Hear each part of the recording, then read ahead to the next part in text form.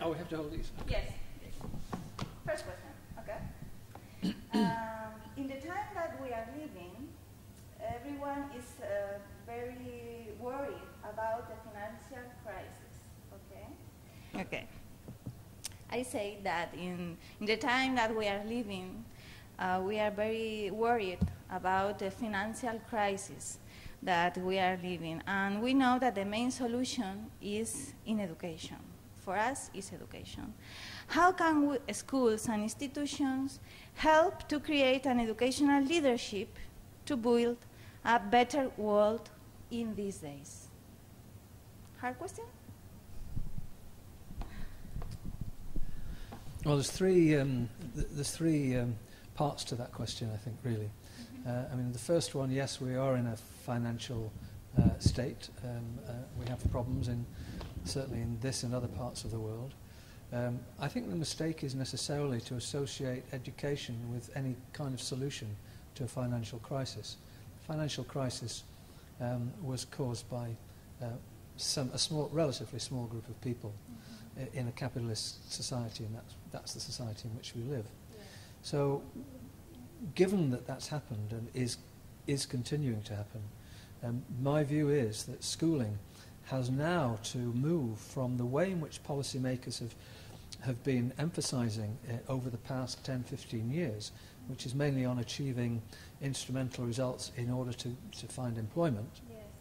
Now, for the first time for many years, in our countries, many young people are unable to find employment despite their qualifications.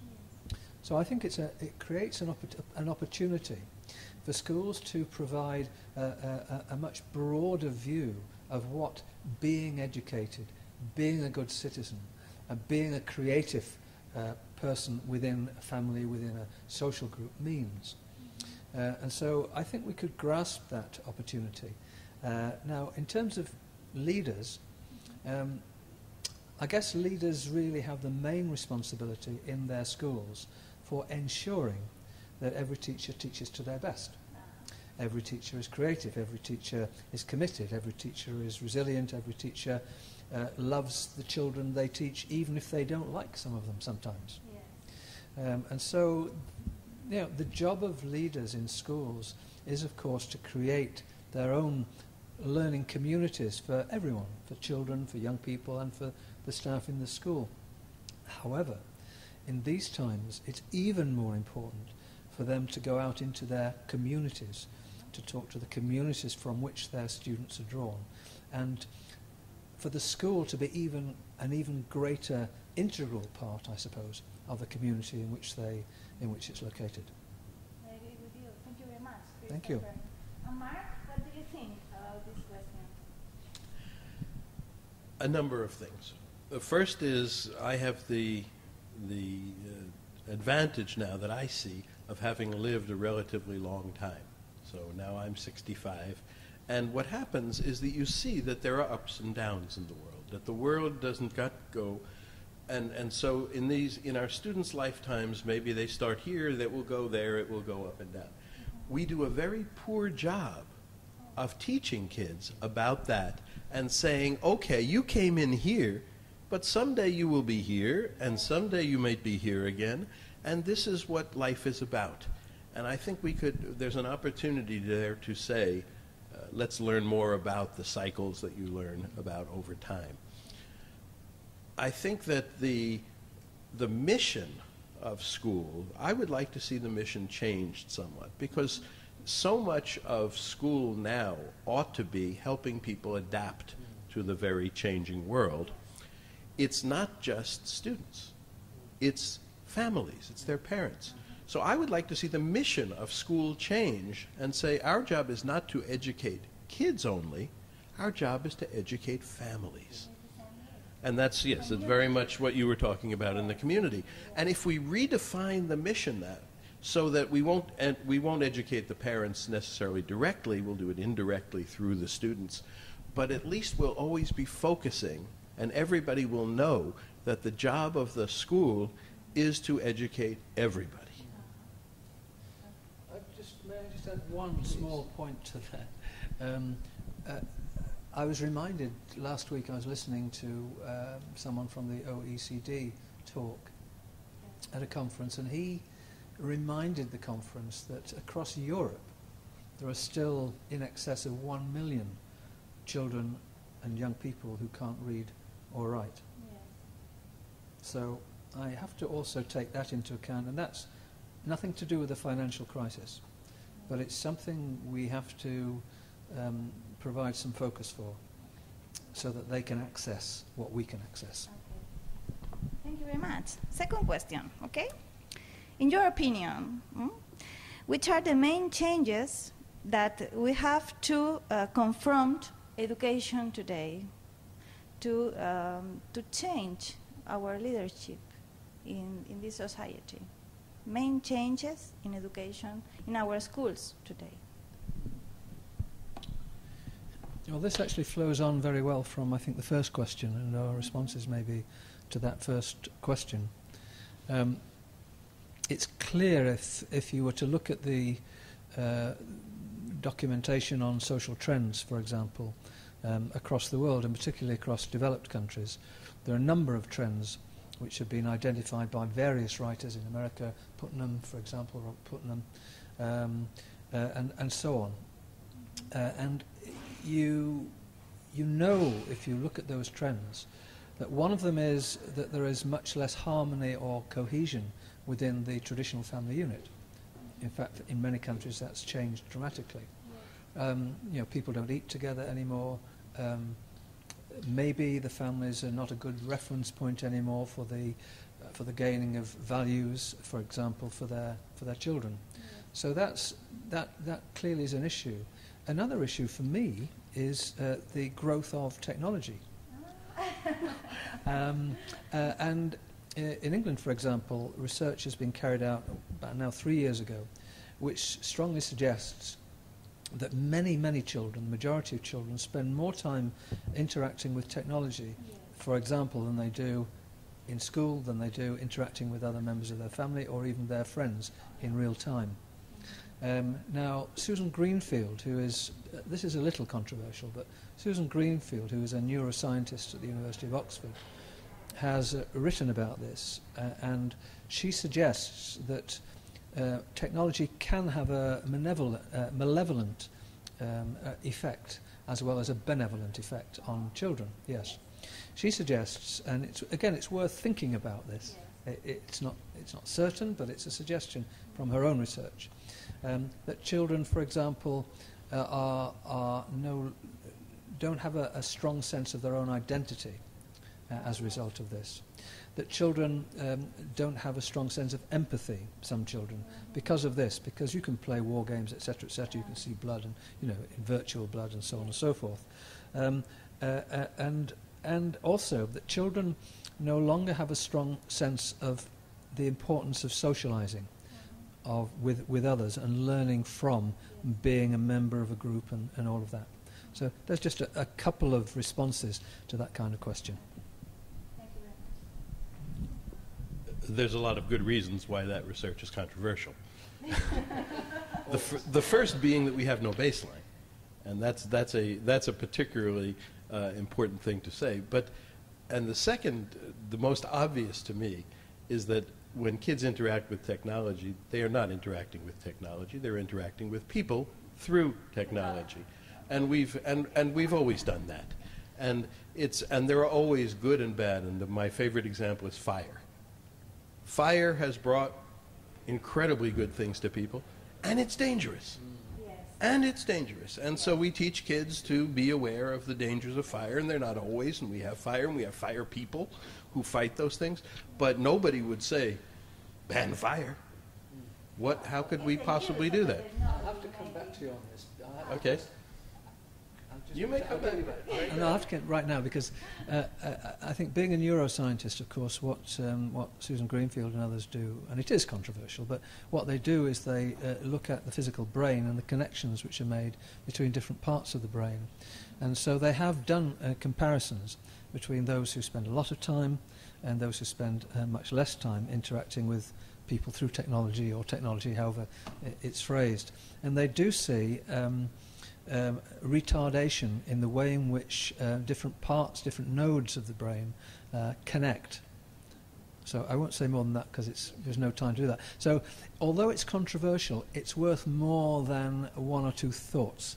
Well, we should all think about it, and I follow neuroscience very carefully, and I haven't, and I have to say I have not read her research very carefully, but it's very important that we not jump to premature conclusions. Because the neuroscientists would love their stuff to all be all over the world, but what they do is very narrow experiments and then make some very broad conclusions from these, often which are not warranted. That's neuroscience, and I love neuroscience, but I think we have to be very careful. That being said, if we don't look at the negative sides, then we are just not being honest. And so, for example, my feeling is that there may be a problem with all the people who have been holding phones up to their heads for a long time. I don't do it. I use the speakerphone. I use something else. Don't think it's a really wise idea to put a lot of radiation right into your brain. But we don't know. That's something we don't know. Now, tell me again what the import of your question was, so we can stop the good stuff and. Which are the main changes that we have to confront education today? Well, here's the way I would start. If I were an education minister or something like that, which nobody will ever make me, but that's okay. I would say, okay, I'm a kid in 2040, 2050, or a person in 2050. What did I get a good education? What did they teach me that was useful for the life that I have today? And so, as I said in my talk, if what they taught me was only to write letters and reports and things that nobody uses anymore, then that was probably not a good education, even if that helped me think. Because a better thing to do would be to use more modern tools to achieve the same things. So, for example, as an ex-math teacher, geometry. 2,000 years old, right? Very useful in some ways for logical thinking. Yes. But so is programming. And why not do something that will teach the same kinds of skills, which are still important, but also at the same time advance us into the modern world? And that, my sense is that that's what we need to be thinking about. Last question, okay? Okay. The last question. Imagine the perfect school. You are the head teacher of the perfect school. A school that exists today and is preparing students for the real world of the future. So, how is that a school, in your opinion? So what is a perfect school? Yes, for you. A short answer. It's like a perfect world. It's impossible to attain. But if it's a school with an aspiration to be perfect, with a hope to be perfect, then it will be looking something like and doing something like these descriptions I'm going to give. It will have a staff room or a number of staff rooms for teachers and other staff, where if you go in, you hear talk about education and the present and the past, but also the future, where they're always seeking to do things better. And by better, I mean in a way which more highly motivates students, which is more highly relevant to them, present and future, which is relevant to the community, and so on. It'll be a school in which the leader spends very little time in his or her office, but is almost always out and about, listening, talking, looking, sharing, exchanging. It'll be a school where meetings which are held are not all bureaucratic meetings, but they're meetings about development and meetings that mean something for the future of the school. It is, however, a school in which everybody behaves, but they behave because they believe that in behaving they will learn more. And when I say behave, I'm not talking about discipline. I'm talking about behavior for learning. Yeah. And I could go on and on and on. And it's a school in which staff development is encouraged and valued. It's a school where every pupil, if you ask them, can say, this school is about this. This is the mission. or this is the vision for the school. Every pupil, every teacher, every other member of staff and every parent will tell you the same thing. And most of all, it's a school where people want to be. Oh, thank you. Very nice. There is no perfect school, Wow. because in the same sense that there are no best practices. When things are changing and things are evolving, what you have are good practices, and people are always inventing better ones. So right now what you have, you can have some very good schools in that sense, but they should always, there's so many ways in which they can get better. There's a sense in which a good school is not a school, because remember, there are two purposes of having school. And the one purpose we all know and talk about is education and learning. The real purpose underneath of school is to keep kids safe during the day so their parents can work.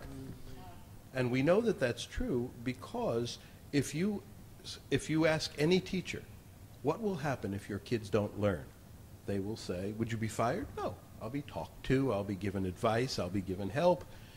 What would happen if you let your kids not come to class and run out in the street whenever they wanted to? I'd be fired. So we don't like to talk about that part of school. And what is interesting is that that part is often in conflict with good education. So the fact that you, for certain kinds of learning and certain kinds of things, if you were not constrained, you wouldn't bring in hundreds of kids and put them in rooms of 30 or 40, because there are much better ways to do that, either in singly or in pairs or on the internet or wherever. For other things, absolutely, there are good reasons to bring people together. So we have to bear in mind that what we are calling, what you wanted to call the ideal school, the good school, is a compromise of lots of different problems that we're solving simultaneously. Thank you so much. We're finished.